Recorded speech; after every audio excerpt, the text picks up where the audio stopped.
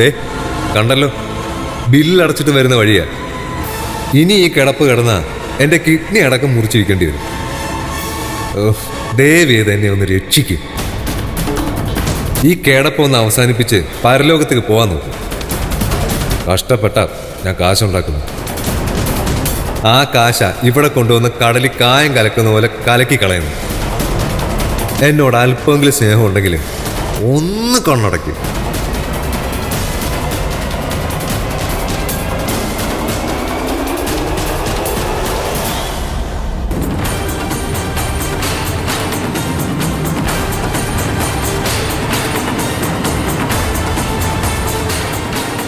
വേണ്ട, ഇനി അമ്മയായിട്ട് ചെയ്യണ്ട. എനിക്കറിയാം എന്താ വേണ്ടെന്ന്. ഒരു തവണ ശ്രമിച്ചതാ, അന്ന് പാളിപ്പോയി. ഇത്തവണ എനിക്ക് ജയിച്ചേ പറ്റൂ.